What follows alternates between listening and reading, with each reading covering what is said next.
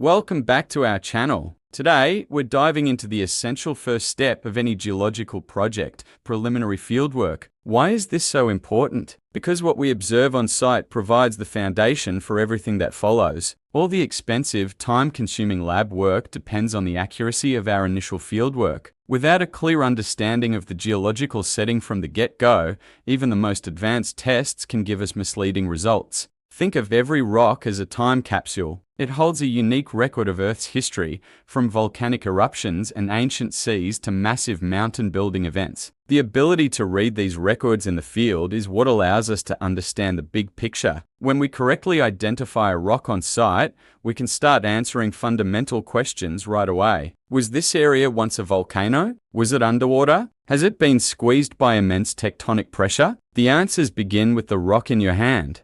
So let's break down a systematic, efficient, and scientifically sound method for conducting this crucial investigation. We'll outline a structured approach that guarantees high-quality data, accurate on-site classification, and smart sample collection. This is how you set the stage for a successful project. The key to good fieldwork is a structured, multi-phase methodology. This isn't just about being organized. It's about ensuring our data is comprehensive and minimizing errors. By moving from broad observations to specific tests, we can classify geological units reliably right there in the field. Let's start with Phase 1. Phase 1 is all about contextual observation and visual analysis. This is where we use our eyes before we use any tools. The appearance of a rock formation gives us our first critical clues about its origin and history. There are a few key things to look for. First, texture. This refers to the size, shape, and arrangement of the mineral grains inside the rock. Texture is a powerful tool for telling the major rock types apart.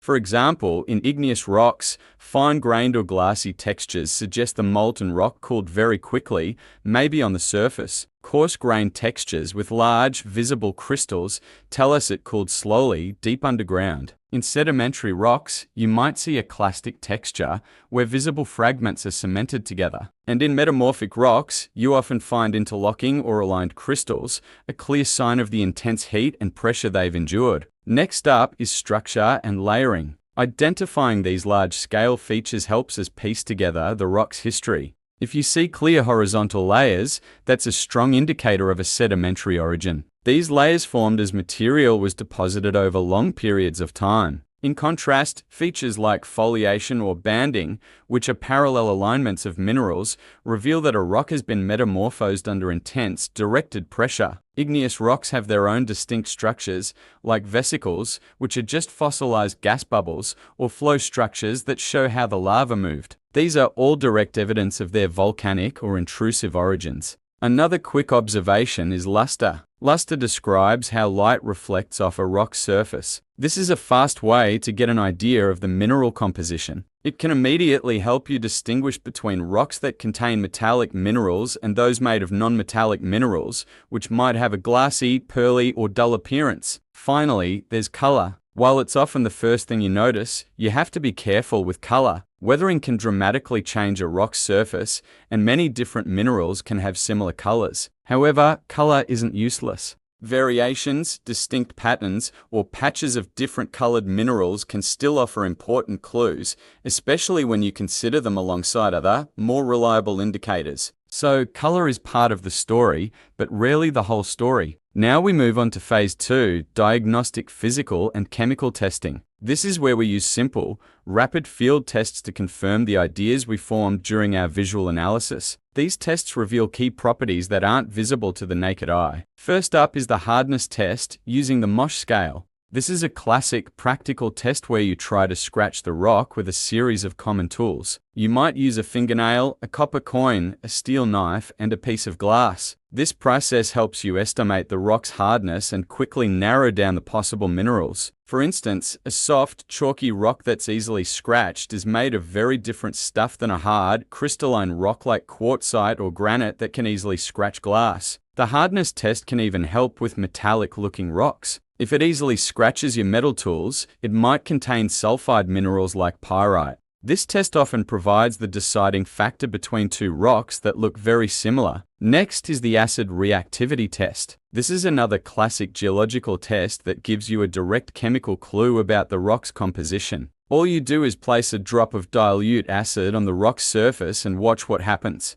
If you see a strong fizzing reaction, it means the rock contains calcite. Calcite is the key mineral in limestone and its metamorphic version, marble. A weaker reaction might suggest the presence of dolomite. While geologists usually use dilute hydrochloric acid, the principle is so fundamental that even common vinegar can cause a reaction in carbonate-rich rocks. This test is incredibly useful for distinguishing carbonate rocks from others that might look similar, like certain sandstones or quartzites. It's a simple test with a very clear result. The third test is assessing magnetic properties. Using a small field magnet, you can check for the presence of magnetic minerals, most commonly magnetite. A positive magnetic reaction can indicate iron-rich minerals and might suggest the rock formed in a high-temperature environment, like certain igneous intrusions or metamorphic zones. This test isn't just useful for general rock identification. It's also a key technique in mineral exploration for pinpointing potential or deposits. It's a quick, non-destructive test that can provide a wealth of information.